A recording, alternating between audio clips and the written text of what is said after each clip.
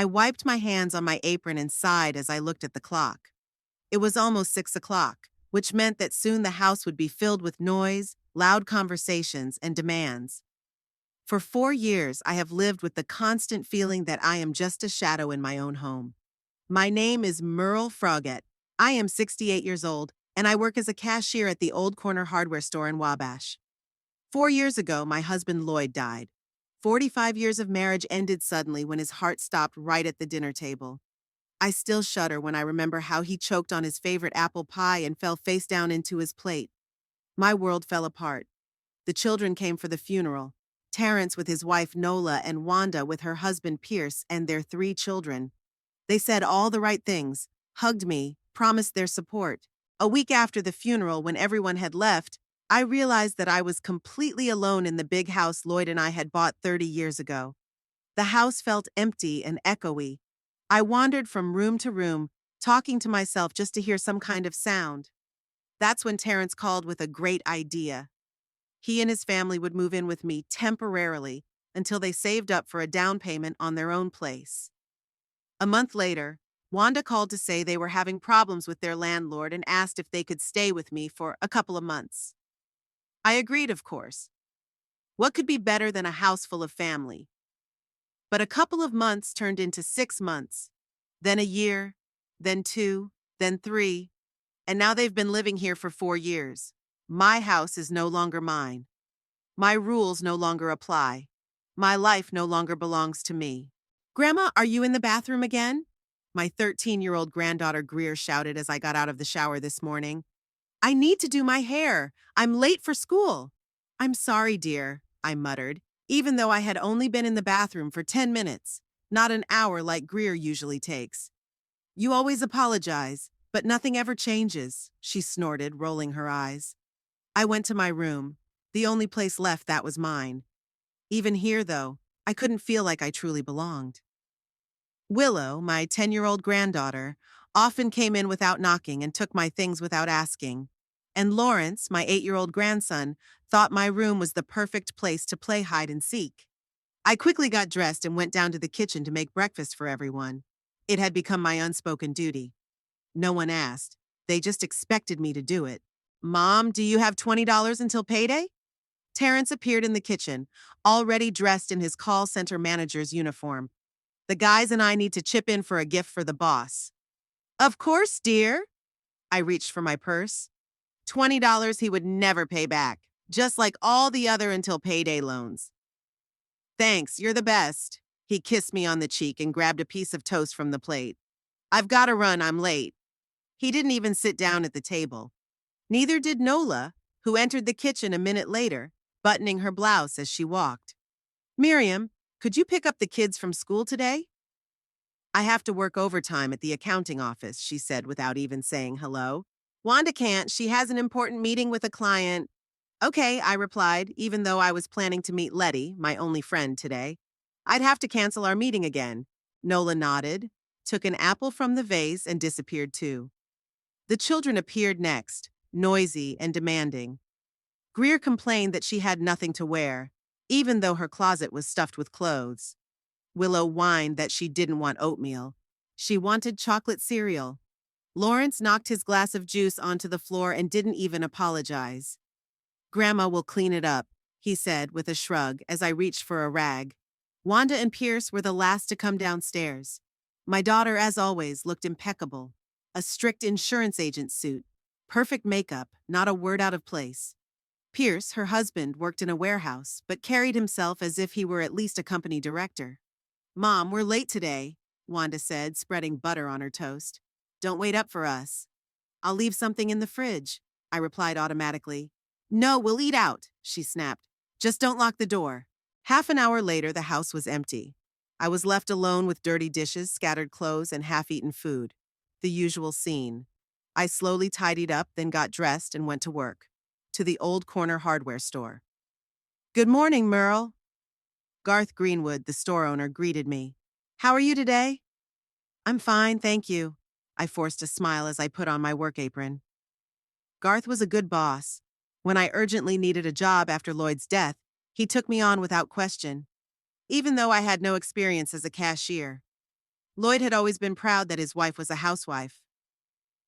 A man should provide for his family, he used to say. And he did, while he was alive. After he died, it turned out that our savings weren't that big and his pension was laughably small. The day dragged on. Customers came and went. I scanned items, smiled, and gave change. During my lunch break, Letty called to cancel our meeting. Are you babysitting your grandchildren again? I could hear the disapproval in her voice. Muriel, you're letting them take advantage of you. What am I supposed to do, Letty? They're my children, my family. You're their mother, not their maid, she snapped. You have to. I'm sorry, a customer is here, I interrupted, even though there was no customer. I just didn't want to hear what I already knew. After work, I picked up my grandchildren from school as promised. They got into the back seat of my old Honda and immediately started arguing. Greer demanded to go to the mall, Willow wanted ice cream, and Lawrence was just being difficult. We'll go home and then I'll take you where you want to go, I said, trying to sound firm. But Grandma, they protested in unison.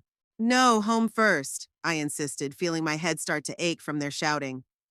At home, I made them a snack, then drove Greer to the mall where she met up with her friends, bought ice cream for Willow and Lawrence, and then drove them around town for another hour because they were bored at home. By the time we got back, I felt like a squeezed lemon. Pierce came home in the evening. He plopped down on the couch and turned the TV on full blast. Pierce, can you turn it down? I asked cautiously. My head hurts. This is my time to relax, Merle, he snapped without looking at me. I've been working hard all day at the warehouse. I backed off. It was useless to argue. I went to the kitchen to prepare dinner, even though Wanda said they would eat out. But Pierce was here and the children were hungry. So I had to cook. At dinner, Pierce and the children ate in silence, buried in their phones. I tried to make conversation, asking the children about school and Pierce about work. I got one-word answers or just nods in return. Grandma, you've added too much salt again, Greer grimaced, pushing her plate away. I can't eat this. I'm sorry, dear, I said automatically, reaching for her plate. And the bread is stale, Pierce added. When was the last time you went to the store? Yesterday, I replied quietly. I bought fresh bread, but it... Never mind, he interrupted. Just be more careful next time. After dinner, I was washing the dishes when Terrence and Nola came home. They walked past me into the kitchen, talking loudly about a movie they had seen after work. Mom, what's for dinner? Terrence asked, opening the refrigerator. Chicken stew with vegetables, I replied. I left you some. Ragu again? Nola grimaced. We had that last week. I can heat up something else, I offered. No, don't bother, Terrence sighed. Just give us that. Just add more pepper, though, because last time it was completely tasteless. I silently reheated their dinner, adding pepper as Terrence had requested. They ate, discussing their day, completely ignoring me as if I were part of the kitchen furniture. Wanda was the last to return, around 10 o'clock. She looked tired but content. Is everyone asleep? She asked, taking off her coat. The kids are in their rooms. I don't know if they're asleep. Pierce is watching TV. Terrence is in his room with Nola. Okay. She nodded and headed for the stairs, but suddenly stopped. Mom, I need you to babysit the kids tomorrow. It's my anniversary with Pierce and we want to go out to dinner. I promised Letty, I began. Letty again, Wanda grimaced. Mom, it's just one night. Is your friend more important than your family? No, of course not, I gave in. I'll watch the kids. That's great, Wanda smiled and went upstairs without even saying thank you. I was left alone in the living room. I looked at the clock. It was almost 11. Tomorrow, I had to get up early, make breakfast, go to work. I slowly got up and headed for the stairs when I noticed an envelope on the table by the door. The postman must have brought it and I hadn't noticed. Opening the envelope, I felt the ground slip away from under my feet. It was a utility bill. A huge amount, $3,700. And a warning that if I didn't pay within 3 days, they would cut off the electricity, water, and gas. $3,700. That was all my savings, set aside for a rainy day. That day had apparently arrived. I sank heavily into a chair, rereading the notice. How could this have happened? I had always paid all my bills on time. Then I remembered. 3 months ago, Terrence said he would take care of the utility bills to lighten your load a little, Mom. I gave him the bills and the money. He must have forgotten to pay them. Or maybe he spent the money on something else, and the same thing happened in the following months. And now, I sat there staring at the paper, feeling despair growing inside me. They all think I'm an ATM, a servant, invisible. But what can I do? This is my family, my only family. Tomorrow I'll have to withdraw all my savings and pay off this debt. And then something has to change. I don't know what, but this can't go on. I can't be invisible in my own home anymore. I have to do something. But what? With these thoughts in my head, I slowly went up to my room, lay down on my bed, and closed my eyes, feeling tears roll down my cheeks. Tomorrow would be a new day. And maybe it would bring a solution. The bank opened at 9 in the morning. I stood at the door 10 minutes before opening, clutching my savings book as if it were my only treasure. In a way, it was. $3,826.43. Everything I had saved in 4 years as a cashier. Money I had saved for roof repairs, a new washing machine, and a rainy day. And now that rainy day had come. A young bank clerk with a name tag that said Caleb looked at me in bewilderment when I asked to withdraw the entire amount. "Are you sure, Mrs. Frogat? Maybe you only need part of it?" "I need all the money," I said firmly, though I was trembling inside. "Cash, please." He looked at me again, as if trying to make sure I was in my right mind, then nodded and began processing the withdrawal. "You know, Mrs. Frogat, if you're having financial difficulties, the bank offers counseling." "Thank you, Caleb, but I just need my money," I interrupted him. The last thing I needed was some young whippersnapper telling me how to manage my finances. Leaving the bank with an envelope full of cash, I headed straight for the utility office. There I was greeted by a heavy-set middle-aged woman with a tired face. She didn't even blink when I laid $3,700 in cash on the counter. "Sign here," she said, handing me a receipt. "And here's your copy. Your debt is now paid in full." "Thank you," I said, feeling both relieved and empty. My savings were gone. The security I had worked so hard to build had vanished. On the way to work, I couldn't shake the feeling that something was unfair. Why should I pay for bills that my children used as their own? Hot water for their endless showers, electricity for their computers and TVs, heating that they adjusted as they pleased without thinking about the cost. And Terrence, he took the money to pay the bills and just, what, spent it? Forgot to pay? Or maybe he never intended to pay at all. "Miriam, you seem distracted today," Garth remarked after I made a mistake with the change for the second time. "Is everything okay?" "Yeah, I just didn't get enough sleep," I lied. I couldn't tell him about my family problems. "Why don't you take a break? Have some tea?" "Thanks, Garth, but I'm fine." I tried to smile, but it probably didn't come across as very convincing. During my lunch break, Letty called. I wanted to tell her about the bills, about how I had spent all my savings, but I couldn't. I was too ashamed. Ashamed to admit that my own children treated me this way, that I allowed them to. "Merle, are you listening?" Letty's voice brought me back to reality. "Sorry, I was lost in thought. What were you saying?" "I was asking if you're coming to our meeting tomorrow. We haven't seen each other in 2 weeks." "I'll try," I replied uncertainly. "But you know how it is with kids." "I know," she said disapprovingly. "Your kids are grown up, Meryl. They have children of their own. When was the last time you did something for yourself?" I didn't answer. I couldn't remember. After work, I stopped by the supermarket. I bought groceries for a special dinner. Steaks, fresh vegetables, potatoes for mashed potatoes, ingredients for apple pie, Terrence's favorite dessert. I don't know why I did it. Maybe I wanted to create a nice atmosphere before talking about the bills, or maybe I was just trying to please him out of habit. When I got home, I found that no one was there.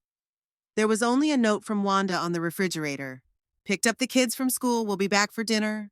I started cooking, trying to make everything perfect. I set the table in the dining room instead of the kitchen, as usual. I took out the nice dishes that Lloyd and I only used on holidays. I lit the candles. It was silly and sentimental, but I wanted this evening to be special. Not because I was going to tell them about spending our savings, but because I needed to feel that I was still part of this family, that I was seen, appreciated. They all came home together. Wanda with Pierce and the kids, Terrence with Nola. Judging by their lively voices, they were in a good mood. Wow, it's like a party in here, Terrence exclaimed as he entered the dining room. What's going on, Mom? Did we miss someone's birthday? No, I just wanted to do something special, I replied with a smile. Well, you're something. Wanda shook her head, but smiled too. All right, kids, wash your hands and come to the table. They sat down at the table, Terrence with Nola, Wanda with Pierce, Greer, Willow, and Lawrence. I took my place at the head of the table, the place that had once belonged to Lloyd. Looks delicious, Pierce remarked, cutting himself a large piece of steak. Thanks, I said, feeling a surge of pride. I tried. So, what are we celebrating? Nola asked, cutting off a small piece of meat. She was always on a diet. Nothing special, I hesitated. Just wanted to talk about something important. Don't drag it out, okay? Terrence winked. Nola and I have movie tickets for 8:30. And we have to put the kids to bed, added Wanda. It's a school day tomorrow. I nodded, feeling my heart sink. Even now, at this special dinner, they were in a hurry to leave. By the way, Wanda, have you heard about the Patterson house? Terrence perked up. They're selling it for $450,000. Can you imagine? Really? Wanda raised her eyebrows. But it's not worth more than 300. Exactly. Terrence laughed. They're crazy. No one will buy it. I don't know, Pierce said thoughtfully. It's a nice neighborhood. Schools are nearby. Maybe there's a buyer out there. If we had that kind of money, Nola sighed, I'd prefer a house in Riverside. It's more prestigious. I agree, Wanda nodded. But we need something more modest. Maybe after the raise I was promised. You want to move? I couldn't hide my surprise. They had never mentioned it before. Come on, Mom, we can't live here forever, Terrence said, as if it were obvious. The kids need more space, and so do Nola and I.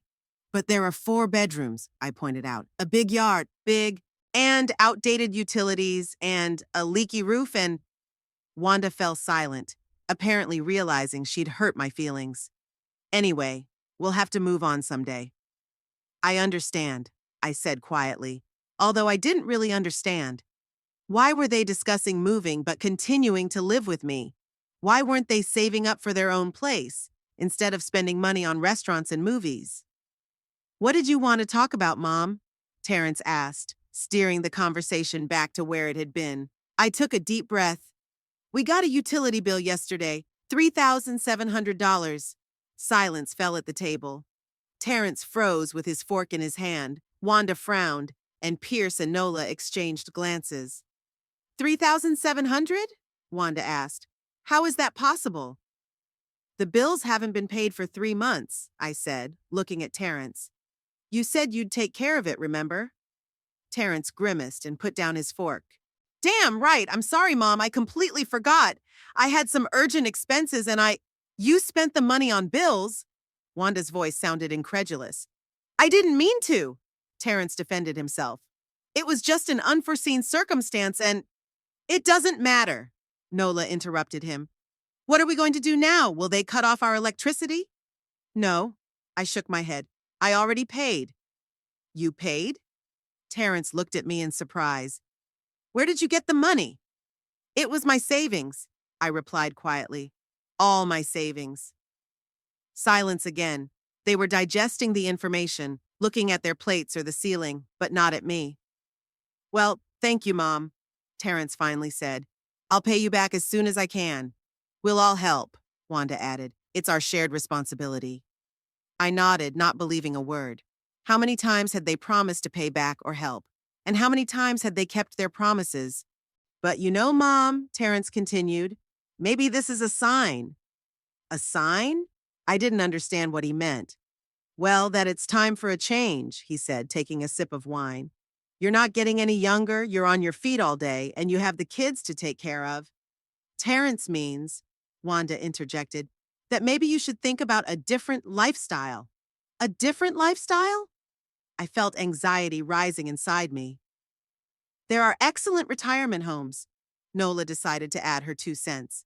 My aunt moved into one last year. They have all the amenities, medical staff, activities. You want me to move into a nursing home? I couldn't believe my ears. Not a nursing home, a retirement home, Terrence corrected me. It's completely different. But this is my home, I said, gesturing around the room. Lloyd's in my home. Dad's been gone for 4 years, Wanda said gently. And you can't manage such a big house on your own. I'm not alone, I objected. You're all here. Exactly, Terrence nodded. And we can see how hard it is for you. All the cooking, cleaning, work. You'd get some rest at the retirement home. And we'd visit you, added Wanda. Every week. Or every other week, muttered Pierce, earning a reproachful look from his wife. I couldn't believe what was happening. They wanted to get rid of me. Evict me from my own home, after everything I'd done for them. What will happen to the house? I asked, already knowing the answer. Well, we could stay here, Terrence began uncertainly. Look after it while you... Until I die, I finished for him. And then the house will be yours. Mom, Wanda exclaimed. That's not what we're thinking. We're worried about you. Really? I felt anger rising inside me. You worry about me when you forget to pay the bills? When you make me cancel plans with my only friend to babysit your kids? When you borrow money until payday and never pay me back? That's not fair. Terrence looked offended. We sacrifice a lot, too. Do you think it's easy for us to live all together in one house? In my house, I clarified. In the house I just paid $3,700 of my savings for. Mom, you're upset, we understand. Wanda tried to take control of the situation. Let's talk about this when everyone is calmed down. No, I shook my head. Let's talk now. You've been living in my house for 4 years. You promised it was temporary. I cook, clean, babysit, work, pay the bills. And now you're telling me I have to move into a retirement home so it's more convenient for you? You've got this all wrong. Terrence looked annoyed. We're doing this for your own good. For my own good? I laughed bitterly. You know what would be good for me? If you would finally grow up and start living on your own. If you respected me in my home. If you saw me as a person, not a free babysitter and ATM. We respect you, Mom. Wanda looked hurt. But you're becoming difficult. You complain all the time, criticize, are dissatisfied. I'm dissatisfied. I couldn't believe my ears. When was the last time I complained? When was the last time I criticized? Right now, Pierce muttered. And to be honest, it's exhausting. Pierce! Wanda scolded him, but then sighed. He's right, Mom. You've been unhappy a lot lately. Maybe it's your age, maybe it's fatigue, but it's hard to be around you. And it's not good for the kids, added Nola. They can sense the tension. I looked at my grandchildren, who were silently watching the adults' argument.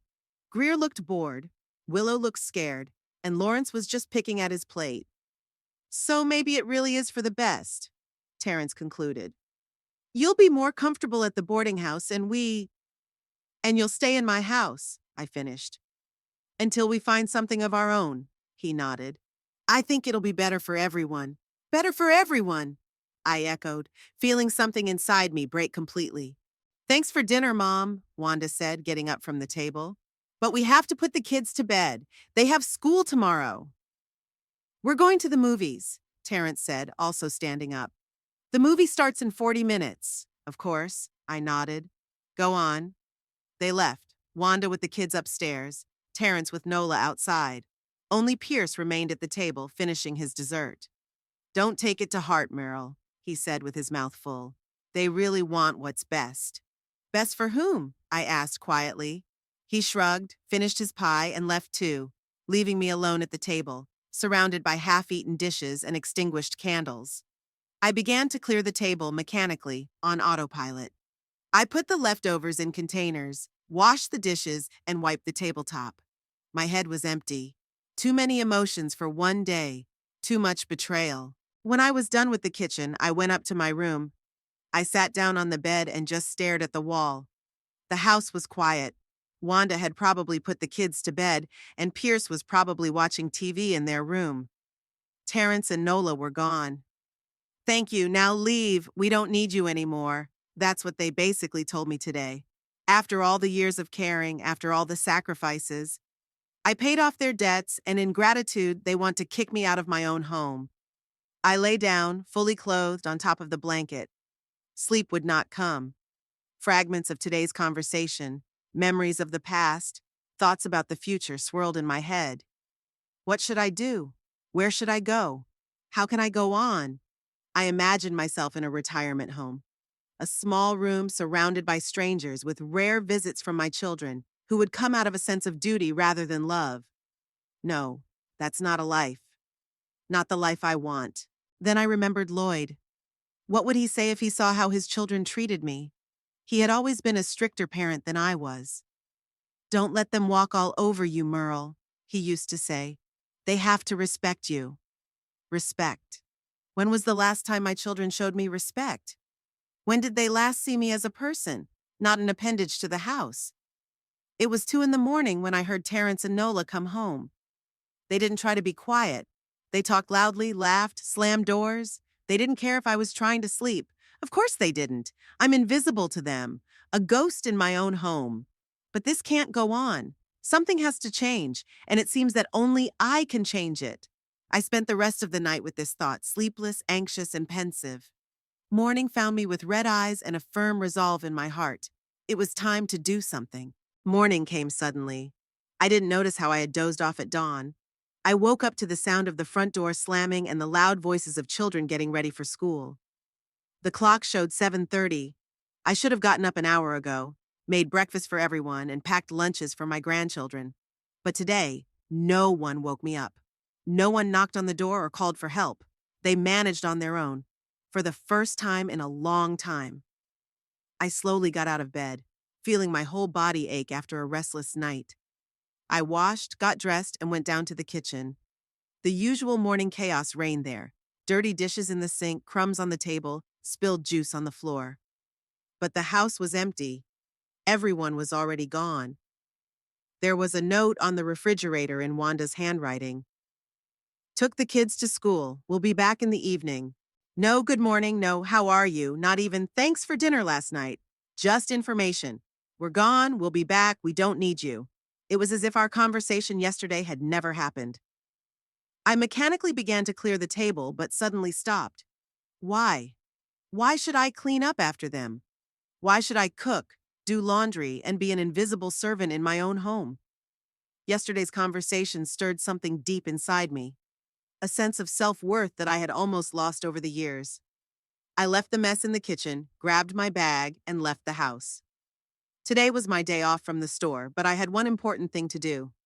I had to meet Letty. We agreed to meet at the Morning Dew, a small, cozy place in downtown Wabash that served the best blueberry muffins in the area. Letty was already waiting for me at our usual table by the window. I hadn't seen her in almost 2 weeks. I had constantly canceled our meetings due to family obligations. Merle! She waved at me, and I couldn't help but smile.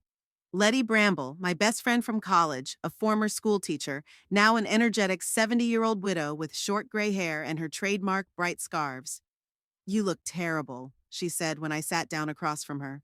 Straightforwardness had always been her trademark. What happened? I opened my mouth to say nothing, as I usually did, but unexpectedly, I burst into tears, right there in the cafe, in front of all the other patrons. Tears rolled down my cheeks and I couldn't stop them. Letty silently handed me a napkin and called the waitress. 2 coffees and blueberry muffins, please, and bring some water. When the waitress left, Letty leaned toward me. Tell me. Everything. And I told her about the bills, about the savings I had spent, about yesterday's dinner, about the offer to move into a retirement home, about how my children, my own children, were effectively kicking me out of my home. Those bastards, Letty cursed when I finished. I'm sorry, Merle, but your children are ungrateful parasites. They weren't always like that. I tried to defend them, even though I didn't believe my own words. Maybe they weren't, Letty agreed. But they are now. And you know why? Because you let them. What was I supposed to do? Kick my own children out onto the street? Not kick them out, but set rules, boundaries, demand respect. Letty took a sip of coffee. I told you this 4 years ago when they first moved in. Temporary, remember? I nodded. Of course I remembered. They all said it wouldn't be for long. You're too kind, Merle. You always have been. Letty shook her head. But kindness without self-respect isn't kindness. It's self-destruction. She was right, and I knew it. Deep down, I always knew I was letting my children use me. But admitting it out loud was scary. What should I do, Letty? I felt completely lost. Where would I go? I don't have money for another place. I have almost no savings. Why do you need another place? Letty looked at me as if I were crazy. It's your house. It's yours by law. You can evict them, not the other way around. Evict? My own children? Yes, Letty was adamant. They're grown adults, Meryl. They have jobs, income, they can rent an apartment, and you deserve to live in your home in peace and respect. But how? The thought of evicting my children seemed both frightening and liberating. You need a lawyer. Letty took a notebook out of her bag and began leafing through it. And I know a great one, Hadley Drummond. He helped my niece in a similar situation. Now? She found the right page and wrote the number on a napkin. Here, call him. Just get some advice. Find out your rights. It doesn't commit you to anything. I took the napkin with the number, feeling as if I were holding a grenade with the pin pulled out. I don't know, Letty. It seems so drastic. Doesn't the fact that they want to evict you seem radical? She snorted angrily. Listen, I'm not saying you have to do it right now, but it's good to know your rights anyway. She was right, as always. Knowledge is power. Even if I didn't use the information, it would be useful to have it. Okay, I nodded. I'll call him. That's great. Letty smiled and covered my hand with hers. And remember, Meryl, you're not alone. Whatever happens, I'm here for you. My guest room is always open if you need it. Thank you, I said, feeling tears welling up in my eyes again. But this time they were tears of gratitude. After meeting with Letty, I didn't go home. Instead, I headed to a small park nearby and sat down on a bench. I took out my phone and the napkin with Hadley Drummond's number on it. I stared at the numbers for a long time, fighting my doubts. Was I really ready to take this step? Evict my own children? My grandchildren? But what alternative did I have? Move into a retirement home, give them the house, live on the charity of their rare visits? Most likely they would quickly forget about me, just as they had forgotten their promises to help around the house, just as they had forgotten to pay the bills. I dialed the number before I could change my mind. After the third ring, a man's voice answered. Drummond Law Office, how can I help you? Hello? My voice trembled. My name is Merle Froget. I need advice on a family matter. One moment. There was a pause, then. Mr. Drummond can see you today at 2 o'clock. Would that suit you? I looked at my watch. It was 11 in the morning. I had plenty of time. Yes, thank you. Where is your office located? I wrote down the address, thanked him, and hung up. My heart was pounding as if I had just done something illegal. But that wasn't the case. I had simply decided to find out my rights. That didn't mean I would necessarily exercise them. Or would I? I had 3 hours to kill. I decided to spend them at the city library, a quiet, peaceful place where I could gather my thoughts. I picked up a random book from the shelf and sat down in a soft armchair in the corner of the reading room, but I couldn't concentrate on the text. My thoughts kept returning to yesterday's conversation, to Letty's words, to the upcoming meeting with the lawyer. How did we get to this point? How did my relationship with my children turn into such a nightmare? I always thought I was doing everything right, supporting them, helping them, sacrificing my own interests for their well-being. Isn't that what good mothers do? But maybe I was wrong. Maybe true love isn't just about support, but also about setting boundaries. Not just sacrifice, but self-respect. Maybe by allowing my children to treat me like a servant, I wasn't actually helping them become better people, but encouraging their selfishness. At 1:45, I left the library and headed for Hadley Drummond's office. It was located in a small 2-story building on Main Street, old but well-preserved, with a brass plaque at the entrance that read, Hadley Drummond, attorney at law. Inside, I was greeted by a young woman at the reception desk. Miss Frogat? Mr. Drummond is expecting you. Please come in, She led me into an office where a man of about 55 with graying dark hair and attentive gray eyes sat behind a massive wooden desk. "Mrs. Frogat," he said, standing up and extending his hand. "Hadley Drummond, please, have a seat." I sat down in the chair opposite him, feeling awkward and uncertain. I had never dealt with lawyers before. "How can I help you?" he asked when I was settled. And I told him again the whole story. About Lloyd's death, about how the children had moved out temporarily, about how I had gradually become invisible in my own home, about yesterday's offer to move into a retirement home. Hadley Drummond listened attentively, occasionally making notes in his notebook. When I finished, he asked a few clarifying questions. "Is the house in your name?" "Yes, in my name and Lloyd's. After he died, I became the sole owner." "Are there any written agreements with the children about their living arrangements? A lease, a cohabitation agreement?" "No, nothing like that. They just moved out." "Do they pay any rent? Help with the mortgage or utilities?" "They give me a little money sometimes, but not regularly. I pay for everything myself mostly." He nodded, made a final note, then put down his pen and looked at me. "Mrs. Frogat, from a legal standpoint, the situation is quite simple. The house belongs to you. Your children are adults living with you without a formal lease agreement. Legally, they are considered tenants with an informal agreement, and you have every right to terminate that agreement." "So, evict them?" "Exactly." He nodded.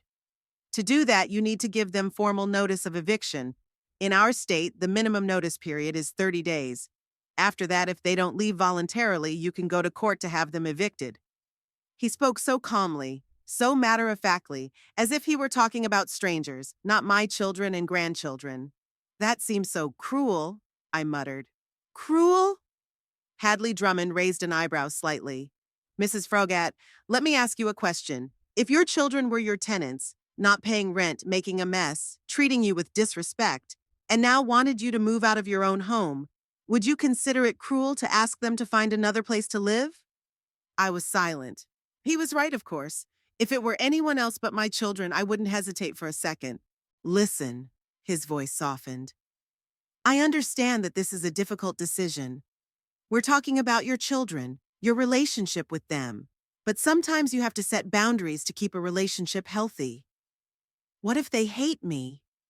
That fear had haunted me from the beginning. "They may be angry for a while," he admitted. "But if they really love you, they'll understand that you have a right to respect and space. And if they don't, then maybe you need to think about whether you want to continue a relationship that makes you unhappy." I thought about his words. Did I want to continue living like this? Being invisible, a servant, an ATM? No, definitely not. "What do I need to do?" I finally asked. "For starters, I can prepare a formal eviction notice," he said, opening a desk drawer and taking out a folder with forms. "It will look something like this." He showed me a sample document. It was a dry, formal text notifying me that I had to vacate the premises within 30 days. "If you want, I can fill it out right now and you can sign it, or take some time to think about it." I looked at the form, feeling conflicting emotions battling inside me. Fear, uncertainty, guilt, but also anger, resentment, and, yes, a desire for justice. "What if I change my mind after signing?" I asked. "You can withdraw the notice at any time," he replied. "That's your right. No one can force you to evict someone from your home if you don't want to." That calmed me down a little. I could back out if I decided I had gone too far. "Okay," I nodded. "Let's fill it out." Hadley Drummond nodded and began filling out the form, occasionally asking me for details, the children's full names, the exact address, the date they moved in. I answered mechanically, still not quite believing I was doing this. "Here." He handed me the completed document. "Check that everything is correct and sign here if you agree." I read the text carefully. It was an official notice to Terrence Frogat, Nola Frogat, Vanda Adderley, and Pierce Adderley that they had to vacate the premises at 84 Maple Street, Wabash, within 30 days of receiving the notice. My hand trembled as I picked up the pen. Was I really ready for this? Was this a mistake? Would I regret it later? But then I remembered yesterday's conversation. Thank you, now go away, we don't need you anymore. That's what they had essentially told me. After all the years of caring, after all the sacrifices, I signed the document. Excellent, said Hadley Drummond, making a copy and handing me the original. Now you need to deliver this notice to each of them personally, or leave it in a conspicuous place in the house. I recommend the first option so that there is no dispute later about whether they received the notice or not. What if they just ignore it? I asked. Or refuse to move out? Then, after 30 days, we will file for eviction, he replied. But it usually doesn't get that far. Most people prefer to move out voluntarily to avoid court costs and having an eviction on their credit history. I nodded, although the thought of going to court made me nervous. Don't worry, said Hadley Drummond as if reading my mind. The law is on your side, and remember, this is your home. You have the right to live there in peace and respect. How much do I owe you for the consultation? I asked, opening my purse. The first consultation is free, he smiled. If you decide to move forward and need my help with the court, then we'll discuss the fee. I thanked him and left the office, clutching the eviction notice in my hand. It was sunny and warm outside, but inside me, a storm of emotions was raging. What had I just done? Was it the right thing to do? Wasn't it too radical? I walked through the streets of Wabash, oblivious to my surroundings, completely immersed in my thoughts. Almost unconsciously, my feet carried me to Letty's house. She opened the door, saw my face, and let me in without a word. Tea? She asked, leading me into the kitchen. Yes, please, I said, sinking into a chair, still holding the notice in my hand. Letty put the kettle on and sat down across from me. Did you see a lawyer? I nodded and placed the document on the table. She picked it up, read it, and nodded. Good, that's the first step. I don't know, Letty, my voice trembled. Am I doing the right thing? Isn't it too cruel? Cruel? She snorted. Cruel is when your own children want to evict you from your own home. Cruel is when they use you as a free babysitter and ATM and then say you're in their way. What you're doing isn't cruel, Merle. It's self-defense. I knew she was right, but it was still scary. Scary to lose my last connection to my family, to be truly alone. What if they hate me? I voiced my biggest fear. If they hate you for standing up for yourself, then sorry to be blunt, they didn't love you very much to begin with. Letty was brutally honest, as always. True love includes respect, Merle, and that's exactly what's missing in your relationship. The kettle boiled and Letty got up to make tea. I looked at her back, straight and upright despite her 70 years. Letty always knew what she wanted and wasn't afraid to take it. She had lived with her husband for 40 years in love and respect, and after his death, she continued to live a full life, traveling, learning Spanish, singing in a choir. She never let her children or grandchildren push her around, and they loved and respected her for it. Could I be like that? Could I find the strength to stand up for my rights, my dignity? You know what the hardest part is? I said when Letty put a cup of tea in front of me. It's not the eviction itself. It's the realization that I let it happen, that I'm to blame. Well, that's partly true. Letty didn't try to comfort me with lies. You let them walk all over you for too long, but that doesn't mean you can't fix things. It's never too late to start respecting yourself, Merle. But how am I supposed to give them this notice? I looked at the document lying on the table. What should I say? The truth. Letty shrugged. That you love them, but you can't live like this anymore. That the house belongs to you and you want to live there in peace and respect. That it's time for them to get on their feet and live independently, like adults. It sounded so simple coming from her, but I knew the conversation would be difficult. They would be angry, blame me, maybe even threaten me. Was I ready for that? What if I chicken out? I asked quietly. You won't, Letty replied confidently. You're stronger than you think, Merle. You always have been. You just forgot. I took a sip of tea, feeling the warm liquid warm me from the inside. Maybe Letty was right. Maybe I really was stronger than I thought. After all, I had survived the death of my husband, found a job at 64, and supported a large house and family. Didn't that take strength? Thank you, Letty, I smiled at her. For the tea, for your support. for always telling me the truth, even when I don't want to hear it. That's what friends are for, she winked at me. And remember, no matter what happens, you're not alone. My door is always open for you. I finished my tea and we talked a little more about Letty's choir, the new book she was reading, the weather, and grocery prices. Ordinary, everyday topics that helped me calm down a little and collect my thoughts. When I left, the sun was already setting. Soon the children would be home, and I would have to make the most difficult decision of my life. Good luck, Letty hugged me goodbye. And call me when it's over. I walked home, clutching the eviction notice in my hand, feeling my resolve grow with every step. For years, I had been invisible in my own home, a shadow, a servant, an ATM. But today, everything would change. Today, I would become Merle Frogat again, a woman who knew her worth and wasn't afraid to stand up for herself. It would be difficult, painful, scary, but necessary. For them and for me. Because true love is not just about sacrifice and compromise. It's also about boundaries, respect, and dignity. I came home and sat down in the living room, placing the eviction notice on the coffee table in front of me. The children would be home in an hour, and then I would do what I should have done long ago, take back my home and my life. I sat in the living room, clutching the official eviction notice in my hands, listening to the ticking of the wall clock. Every minute brought me closer to the moment when I would have to take the most difficult step in my life. Doubts, fears, fragments of yesterday's conversation, and the advice of Letty and Hadley Drummond swirled in my head. Was I doing the right thing? Wasn't it too cruel? Was there another way out? But the more I thought about it, the clearer it became that there was no other way out. My children had long forgotten what respect meant. They took me for granted, like a free addition to the home they considered their own. And if I don't put an end to this now, I'll soon find myself in a retirement home, lonely and forgotten. And the front door slammed and I flinched. I heard voices. Wanda and Pierce were back with the children. I took a deep breath, trying to calm my racing heart. It wasn't time yet. I had to wait for Terrence and Nola to come back. All of them. Mom, are you home? Wanda's voice came from the hallway. Yes, I'm in the living room, I replied, hiding the notification under a sofa cushion. Wanda peeked into the room, holding grocery bags in her hands. Oh, there you are.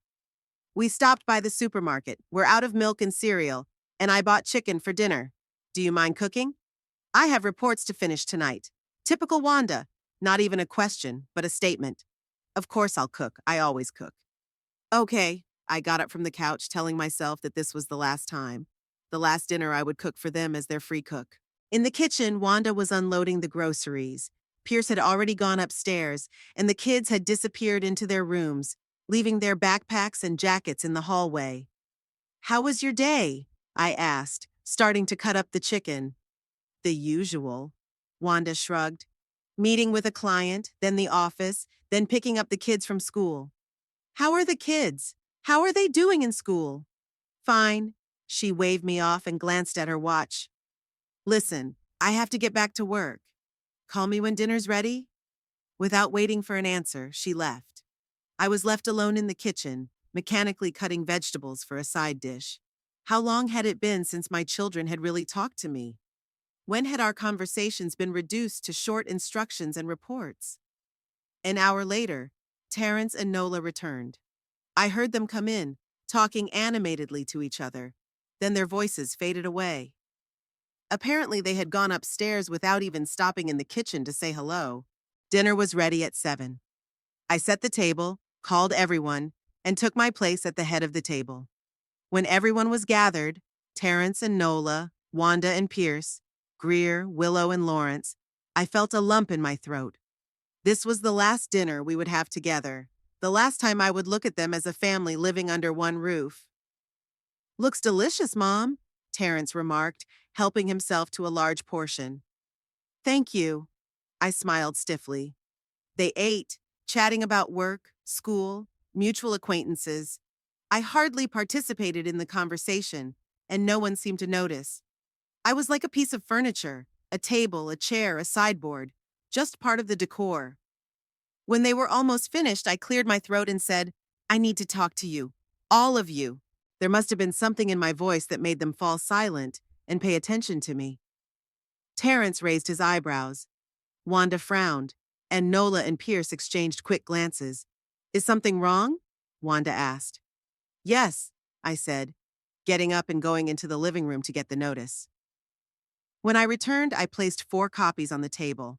These are for you. Terrence took one sheet, scanned the text, and his face changed. What is this? His voice rose in surprise. An eviction notice, I replied calmly, although I was trembling inside. You have 30 days to find another place to live and move out. For a few seconds, there was complete silence at the table. Wanda grabbed her copy, and Nola and Pierce followed suit. The children looked at the adults in confusion, sensing that something serious was happening. Is this a joke? Wanda laughed nervously. Mom, are you kidding? No, I shook my head. I'm completely serious. This is my house and I want to live here alone. But we're your children. Terrence looked as if I had slapped him. You can't evict your own children. I can. I tried to speak evenly. This is my house. You're grown adults with jobs and incomes. You can rent an apartment or buy your own place. Is this because of yesterday's conversation? Wanda was beginning to understand. Because we suggested you move into a retirement home? Mom, we're just looking out for you. Really? I looked her straight in the eye. You care about me when you forget to pay the bills? When you make me cook, clean, babysit, but don't even say thank you? When you treat me like a servant in my own home? You're being unfair. Terrence shook his head. We're grateful for everything you do. Yes? And how do you show that gratitude? I couldn't hide the bitterness in my voice. By suggesting I move into a nursing home so you can live in my house more comfortably? A retirement home isn't a nursing home, Nola interjected. It's completely different. It's comfortable, safe. It's not my home, I snapped. And it never will be. My home is here, and I'm staying here. What about the children? Wanda brought out the heavy artillery. Are you throwing your own grandchildren out onto the street? I looked at my grandchildren. Greer rolled her eyes demonstratively.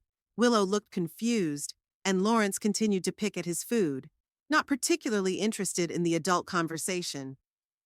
I'm not kicking anyone out, I replied calmly.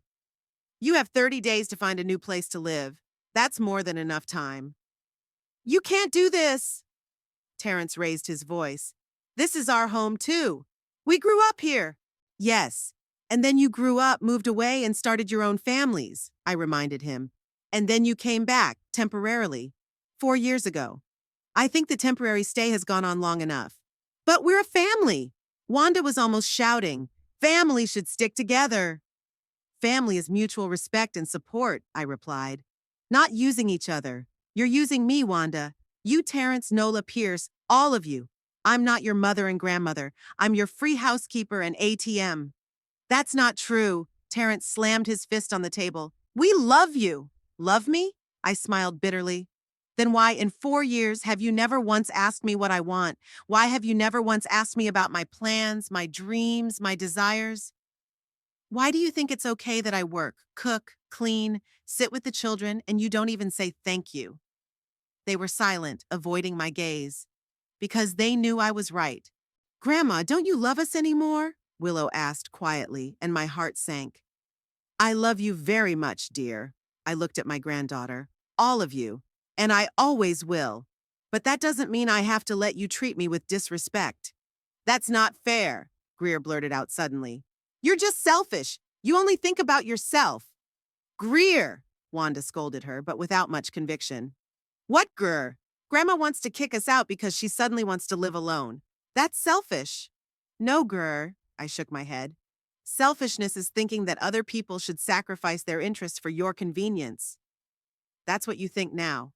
The girl pouted and crossed her arms over her chest. Mom, let's calm down and talk this through. Terrence changed tactics. I understand you're upset. We all said some things we shouldn't have yesterday. But that's no reason to make such drastic decisions. This isn't a spontaneous decision, Terrence. I looked him straight in the eye. I've been thinking about this for a long time. A very long time. And yesterday's conversation was just the last straw. What did we do wrong? Wanda looked almost genuinely puzzled. Tell us and we'll fix it. It's not about any one thing, I sighed. It's about the overall attitude. You don't see me, Wanda. You don't notice me. To you, I'm a function, not a person. It can't go on like this. And you're just kicking us out? Terrence still couldn't believe it. After everything we've been through together. I'm asking you to move out and start your own lives, I corrected myself. Like adults. It doesn't mean we'll stop talking or seeing each other, just everyone in their own home. They were silent, processing the information. I could see different emotions flash across their faces. Disbelief, hurt, anger, fear. Mom, you can't be serious, Terrence finally said. We're your family. Your only family. Yes, you're my family, I agreed. And you always will be. But that doesn't mean we have to live under the same roof, especially if living together makes me unhappy. Living with us makes you unhappy? Wanda looked genuinely shocked. With your own children and grandchildren? What makes me unhappy is how you treat me, I clarified. The fact that I feel invisible in my own home. The fact that my life has become an endless service to your needs without a shred of gratitude or respect. You're exaggerating. Terrence shook his head. We don't treat you badly. Really? I looked at him. Then why did you decide you could kick me out of my house? Why do you think it's okay for me to move into a retirement home while you stay here? They fell silent again, not knowing what to say. Listen, Mom. Wanda tried to take my hand, but I pulled away. Let's not make any rash decisions. We're all upset and confused. Maybe we should sleep on it and discuss everything tomorrow with a clear head? I've slept on it for many nights, Wanda, I replied, and my decision won't change. You have 30 days. But what if we can't find a place in 30 days? Terrence's voice sounded panicked. You're not going to throw us out on the street, are you? I'm sure you'll find something, I said calmly, if you really try. And if we don't, he insisted. Then we'll have to settle it in court, I said, trying to sound confident, even though the thought of a legal battle with my own children was painful. You'd take us to court? Wanda looked shocked. Your own children? I hope it won't come to that, I said honestly. But I won't back down, Wanda. Not this time. I can't believe this, Pierce muttered. I just can't. Believe me, I looked at him. And start looking for a place to live. Time is running out. They looked at me with disbelief, resentment, anger. But I could see that they were beginning to understand that I was serious. Fine, Terrence finally said, rising from the table. If that's what you've decided, we'll find a place. And we'll move out.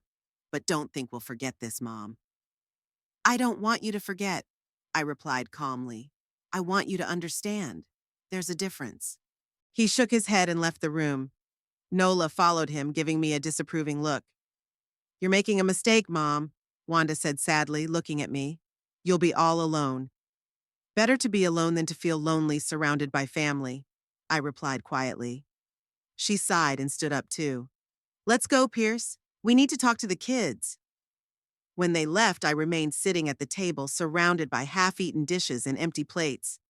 I had done it. I had really done it. I had handed my own children their eviction notice, and the world didn't collapse. The sky didn't fall down. I was still breathing. My heart was still beating. I started clearing the table mechanically, on autopilot. I put the leftovers in containers, washed the dishes, wiped the countertop. My head was empty, too many emotions for one evening. Muffled voices came from the children's rooms upstairs. Wanda and Pierce were probably explaining the situation to the kids. Excited voices could also be heard from Terrence and Nola's room. They were probably discussing me, my betrayal, my ingratitude. Let them. Let them say whatever they want. I know I'm doing the right thing, for them and for myself. When I was done in the kitchen, I went up to my room. I sat down on the bed and just stared at the wall, digesting everything that had happened. I felt empty, but strangely free. It was as if I had shed a heavy burden that I had been carrying for years. The sound of the door opening made me jump. Standing in the doorway was Willow, my middle granddaughter, with a serious expression on her face. "Grandma, can I come in?" she asked quietly. "Of course, dear." I patted the bed next to me. She sat down, twisting the edge of her t-shirt. "Mom said we have to move out, that you're kicking us out." "I'm not kicking you out, Willow," I corrected her gently. "I'm asking your parents to find their own place, like adults should do." "But why?" She looked at me with her big eyes. "Don't you like living with us?" I sighed. How do you explain complicated adult relationships to a 10-year-old? It's not about whether I like it or not, I began. It's about every family needs their own space, their own home. It's normal. But we're a family, she objected. We're all family. Yes, we're family, I agreed. And we always will be. But that doesn't mean we have to live together. You know your school friends have their own homes, don't you? They don't live with their grandmothers. She nodded thoughtfully. So we'll still see each other? She asked after a pause. Of course, I smiled and hugged her. You can come visit me for dinner on weekends, on holidays, and I'll come visit you. It's just everyone in their own home. Mom is very angry, Willow confided. She said you're selfish and only think about yourself. Your mom is upset, I said, trying to sound calm. That's normal. Change is always scary. But with time, she'll understand that this is better for everyone. And Greer said she won't talk to you anymore, Willow continued. She's really hurt. Greer will understand too, I sighed. In time, Willow nodded and hugged me. I'm not mad at you, Grandma, and I'll come visit you. I promise. Thank you, sweetheart, I said, feeling tears welling up in my eyes. That means a lot to me. When Willow left, I sat motionless for a long time, staring out the window at the darkening sky. The first step had been taken, the hardest one. What would happen next? Would they find a place to live? Would they ever forgive me? Would I be left all alone without a family, without loved ones? But no, Letty was right. If they really love me, they'll understand. And if they don't, well, then their love was never real. I went to bed, but I couldn't sleep. Fragments of today's conversation swirled in my head. Accusations, excuses, threats. They were angry, hurt, confused. But they had to go through this. We all did. Sometime around midnight, an idea struck me. An idea that could be the decisive argument, the final nail in the coffin of their illusions that they could stay in my house. A surprise that awaited them tomorrow. I got out of bed, turned on the desk lamp, and took out a notebook. I started writing, making a plan. It wouldn't be easy. It would take time and effort. But it would be worth it. For my future. For their future, too, even though they didn't understand that yet. When I was done with my notes, I picked up my phone and sent a message to Letty. I did it. I gave them the notice. They're in shock. I'll need your help tomorrow for another surprise. I'll call you in the morning. Her reply came almost instantly, despite the late hour. I'm proud of you. Call me anytime. I'm here to help. I smiled, feeling a rush of gratitude toward this amazing woman who had supported me when no one else had. Maybe I would lose part of my family in this battle for self-respect. But I definitely wouldn't be alone. With that thought, I finally fell asleep, feeling hope and determination for the first time in many days, rather than fear and despair. Tomorrow would be a new day, and a new surprise for my children. The morning was cloudy, but my mood was surprisingly light. For the first time in many years, I woke up feeling in control of my own life. During the night, my plan had finally taken shape in my mind, and now I knew exactly what to do. I got up quietly, trying not to wake anyone. The house was unusually quiet. No one was rushing to work or getting ready for school. It was Saturday, the only day when the whole family usually stayed home. Going down to the kitchen, I started making breakfast as usual, but quickly stopped. No, today would be different. Today, everyone would take care of themselves. Instead, I made myself some coffee, toasted some bread, and sat down at the kitchen table with my notebook, checking my plan one more time. At 8 o'clock, Letty called. Well, how are you? She asked without preamble. Better than I expected, I replied honestly. I'm determined. Great. So what surprise are you planning? I told her my plan, and Letty whistled approvingly. Bold, very bold. I'm in. What time should I come over? Around 3, if you can, and thank you for everything. You're welcome, dear. I always knew you had a backbone. It's just rusty from disuse. I smiled and said goodbye, hanging up the phone. The next call was to Hadley Drummond. It was Saturday, of course, but he had given me his personal number for emergencies, and this was definitely an emergency. To my surprise, he answered right away. Mrs. Frogat, is something wrong? I'm sorry to bother you on your day off, I said, feeling a little embarrassed. But I need your help. Today. I explained what I had in mind, and he was silent for a few seconds. Are you sure you want to do this? It's a radical step. I'm sure, I replied firmly. It's the only way to show them that I'm serious, that this is my home and my life. All right, he agreed. I can be there by 3. I'll prepare all the necessary documents. My next call was to the local real estate agency. Brooke Holloway, whom I had met at the store, worked there as a realtor. After explaining the situation, I arranged to meet her in an hour. By 10 o'clock, my family began to appear in the kitchen. Wanda and Pierce were the first to come downstairs. Seeing me at the table with coffee but without the usual cooking, they exchanged surprised glances.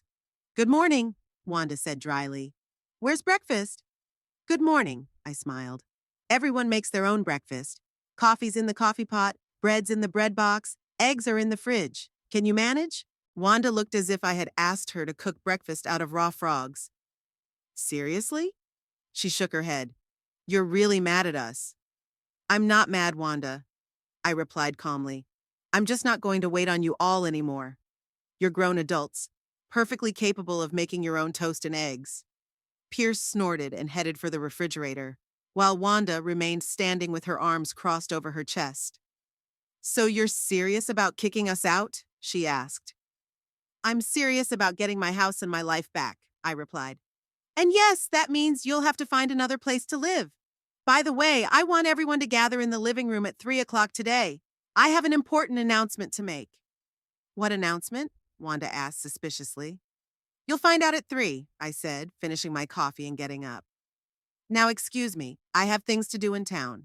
I left the kitchen, feeling Wanda's gaze piercing my back. In the hallway, I bumped into Terrence, who was coming down the stairs. Mom, are you leaving? He looked surprised. Yes, I have a meeting, I said, putting on my coat.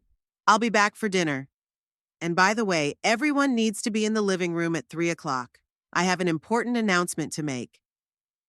What kind of announcement? He frowned.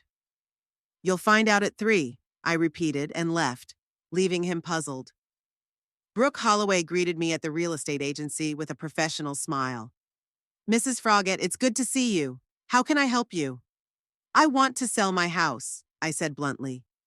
And I need your help to do it quickly and without any fuss. Her eyes widened in surprise, but she quickly regained her composure. Of course I can help. But selling a house is not a quick process. Appraisal, listing, showings, negotiations. I know, I nodded. But I need your help with something else. I need you to come to my house today as a potential buyer and pretend that we've already agreed on the sale. Brooke looked at me in confusion. I don't understand. I sighed and explained the situation, about the children, the eviction notice, and how I wanted to show them that I was serious. That's an unusual request, she said cautiously. I know, I nodded. And I realize I'm asking a lot, but I really need your help. I'll pay you for your time, of course. Brooke thought about it, tapping her pen on the table. Okay, she finally said. I'll help you. But on one condition. When you do decide to sell the house, you have to come back to me. Deal, I smiled with relief. Thank you, Brooke. This means a lot to me. We discussed the details, what she should say, how she should behave, and what documents to bring to make it convincing. When everything was agreed upon, I went to the bank, where I had an appointment with a financial advisor. Jabari Wilson, a young man with attentive eyes and a neat beard, listened carefully to my story and asked a few clarifying questions. So, Mrs. Froggatt, if I understand correctly, you want to transfer some of your savings into more profitable instruments and create a financial plan for the future. That's right, I nodded. And I need documents confirming these transactions, today. Usually these things can't be done in one day, he said cautiously. We need to analyze your risk profile, select the right instruments. I understand, I interrupted, and we'll do it all properly. But today, I need at least the preliminary documents. It's a family matter. He looked at me with understanding and nodded. I'll do everything I can, Mrs. Froggatt. Let's start by analyzing your current financial situation. For the next 2 hours, we discuss my finances, pension, savings, and possible investments. To my surprise, the situation was not as bad as I had thought. Even without selling the house, I could ensure a decent retirement if I managed my available funds wisely. When I got home, it was almost 2 o'clock. There was an unusual atmosphere in the house, tense, anxious. I went to the kitchen to make some tea and found Nola sitting at the table with her laptop. "Hello, Meryl," she said dryly. "You're back." "Hello, Nola." I nodded. "Yes, I had some things to do in town." "Terrence said you had an announcement to make." She tried to sound casual, but I could hear the tension in her voice. "Yes, at 3 o'clock," I confirmed. "Everyone should gather in the living room." "We thought we had discussed everything yesterday." She closed her laptop. "What else do you want to say?" "You'll find out at 3. I smiled and put the kettle on. Nola pursed her lips and left the kitchen. I heard her climbing the stairs, probably to report my return to Terrence. Letty arrived at 2:15. I showed her into my room, away from prying eyes. "So, how are you feeling?" she asked, looking at me intently. "Ready for battle." I tried to smile, but it didn't come out very convincing. "You're nervous," Letty stated. "That's normal. But remember, you're not doing this just for yourself, but for them too. It's time they grew up." I nodded, grateful for her support. "Hadley and Brooke should be here any minute," I said. "I'll let them in through the back door so no one notices." "Good plan," Letty approved. "I'll stay here. I'll go on stage when the time comes." At 10 minutes to 3, Hadley Drummond arrived with a briefcase full of documents. I led him through the kitchen to a small guest room on the first floor, which was mainly used for storage. "Is everything ready, Mrs. Frogat?" he asked, taking the papers out of his briefcase. "Yes," I nodded. "Thank you for agreeing to help." "It's my job." He smiled slightly. "And, I must admit, an unusual case. But I understand your motives." Brooke was the last to arrive. She was dressed in a strict business suit and looked like a real estate agent, which, in fact, she was. "I brought everything you asked for," she said, handing me a folder with documents. "I hope this helps." "Thank you, Brooke," I said, accepting the folder gratefully. "You have no idea how much this means to me." By 3 o'clock, everything was ready. I went into the living room where Terrence, Nola, Wanda, Pierce, and the children had gathered. They all looked at me with varying degrees of irritation, curiosity, and anxiety. "Thank you for coming," I began. "I have a very important announcement to make. But first, I want you to meet someone." I opened the door and invited Hadley Drummond in. "This is Hadley Drummond, my lawyer," I introduced him. Terrence and Wanda exchanged worried glances. "A lawyer?" Terrence asked. "Why do you need a lawyer?" "I'll explain." I nodded and invited Brooke in. "And this is Brooke Holloway, a real estate agent." "A real estate agent?" Wanda began to understand what was going on and turned pale. "Mom, what's going on?" "Please sit down," I said, pointing to the sofa and armchairs. "I have some news for you." When everyone was seated, I stood in front of them, my heart pounding. But my voice was firm. "Yesterday, I gave you an eviction notice," I began. "Some of you don't seem to have taken it seriously. Well, today I have more news for you. I'm selling the house." "What?" Terrence jumped up. "You can't." "I can," I replied calmly. "The house belongs to me and I can do with it as I see fit." "But where will you go?" Wanda looked shocked. "Where will you live?" "I have a plan," I smiled. "Brooke, please tell them about our deal." Brooke smiled professionally and opened a folder of documents. Mrs. Frogat and I have reached a preliminary agreement to sell the house at 84 Maple Street for $325,000. The deal will be closed within 30 days, at which point the new owners will take possession of the property. 30 days? Pierce looked as if he had been punched in the stomach. "But that's the same amount of time as the eviction notice." "Exactly," I nodded. 30 days to find a new place and move out. After that, the house will go to the new owners." "But that's crazy!" Terrence almost shouted. "You're selling the house we grew up in? The house you and your father bought together?" "Yes," I said firmly. "Because it's my house, and I have the right to do with it as I see fit." "Where are you going to live?" Wanda asked again. "In the retirement home you despise so much?" "No," I shook my head. "I have other plans. Mr. Drummond, please." Hadley stood up and handed each of us a folder with documents. This is official notice of the sale of the house and the termination of your right to live there 30 days from the date of receipt of this notice, he explained. As Mrs. Frogat said, you have 30 days to vacate the premises. After that, the new owners will take possession. This is crazy, Terence muttered, leafing through the documents. You can't be serious. I can and I am, I replied calmly. And I have another announcement. Letty, you can come in. Letty appeared from the hallway, where she had been waiting to come out. She smiled at everyone and stood next to me. I've always dreamed of traveling, I said, looking at my children's stunned faces. To see the world while I still have the strength and health. And now that the house is sold, I can finally fulfill that dream. Letty and I are leaving. First to Europe, Italy, France, Spain.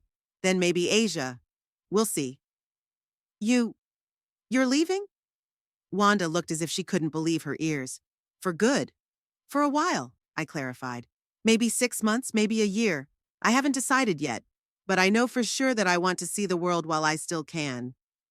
What about money? Asked the practical Pierce, asking the obvious question. Where will you get the money for such a trip? From selling the house, of course, I smiled. I'll invest some of the money in my future to ensure I have a decent retirement, and I'll spend some on travel and enjoyment. Mr. Wilson at the bank helped me draw up an excellent financial plan. I can't believe it, Terence shook his head. I just can't. You're selling our house and leaving? What about us? What about your family? You're grown-ups, Terence, I said gently. You have jobs, incomes, families of your own. You'll be fine. And we won't stop being a family just because we live apart. But we'll miss you, Nola said unexpectedly, and for the first time in a long time, there was sincerity in her voice. I'll miss you too, I replied honestly. All of you. But I have to do this. For myself. When are you leaving? Willow asked quietly, looking at me with wide eyes. In 35 days. I smiled at my granddaughter. Right after the house sale is finalized. Letty and I already have our itinerary planned. We'll start in Rome. Everyone was silent, processing the information. I saw different emotions flash across their faces. Shock, disbelief, hurt, confusion. So it's decided, Terence finally said. You decided everything without us. Yes, I replied simply, because it's my life and my decision. What if we don't find a place to live in 30 days? Pierce asked defiantly. You will, I said confidently, if you really try. I can't believe it, Terence repeated. Our own mother is throwing us out on the street and leaving. I'm not throwing anyone out on the street, I replied patiently. I'm giving you 30 days to find a new place to live, like grown-ups, responsible people. But why? Wanda's voice sounded almost childishly confused. Why are you doing this to us? I'm not doing this to you, I'm doing this for myself, I replied gently. Because I want to live my life, enjoy my last years, see the world, be happy. Don't I deserve that? That's selfish, Terence said sharply. Pure selfishness. You only think about yourself. And you thought about me? I asked calmly. When you suggested I move to a retirement home so you could live in my house more comfortably? That's different, he objected. We suggested it for your own good, and you're just abandoning us. I'm not abandoning anyone, Terence. I shook my head. I'm just starting to live for myself, for the first time in many years. And you had to do this to achieve that? Wanda waved her hand toward Hadley and Brooke. Lawyers, realtors, notices. We're a family. Yes, we're a family, I agreed. And that's why I hope you'll understand and support me. Or at least not get in my way. Support you? Terence looked indignant. Support you in kicking us out of our home, selling it and leaving? In wanting to be happy, I said quietly. What about our happiness? Wanda was almost in tears. Have you thought about us? About the children? How are we going to explain to them that their grandmother sold the house and left? You explain to them that their grandmother finally decided to live for herself, I said firmly, after spending so many years living for others. I can't believe this is happening. Terence stood up and began pacing the room. This is a nightmare. If you have no further questions, Hedley Drummond interjected, I would like to discuss some legal details with Mrs. Frogat. Yes, of course, I nodded. We can talk in the kitchen. I headed for the living room door, but Terrence blocked my way. You can't just leave, he said. We're not done. I think we've said everything we need to say, I replied calmly. You have 30 days, Terrence. Use them wisely. I walked around him and left the room, feeling my knees tremble. But I didn't show it. Not now, when it was so important to stay strong. In the kitchen, Hadley, Brooke, and Letty were waiting for me. Well, how did it go? Letty asked. It was tough, I replied honestly. But I got through it. They're in shock, Hadley remarked. That's normal. They need time to process. They have time, I nodded. 30 days. And then what? Brooke asked. Are you really going to sell the house? I looked at her, then at Letty and Hadley. I don't know, I replied honestly. I haven't decided yet, but I'm going to travel, that's for sure. That's right, Letty nodded approvingly. It's about time. I smiled at her, feeling a strange mixture of fear and excitement. I had really done it. I stood up for my rights, my desires, my life. And even though the children were furious, even though they didn't understand or accept my decision, I knew I had done the right thing. For the first time in many years, I had thought about myself instead of them, and it was liberating. Well, said Hadley, taking a few more documents out of his briefcase, let's discuss the details, just in case they really don't move out within 30 days. I nodded and sat down at the table, ready to listen. Outside, it was starting to rain. Large drops pounded against the window, as if beating out the rhythm of a new life that was just beginning. My life finally mine. Finally. In the next room, I could hear the excited voices of my children. They were arguing, accusing me, making plans. But for the first time in many years, it didn't matter. For the first time, I was not part of their lives, but the mistress of my own.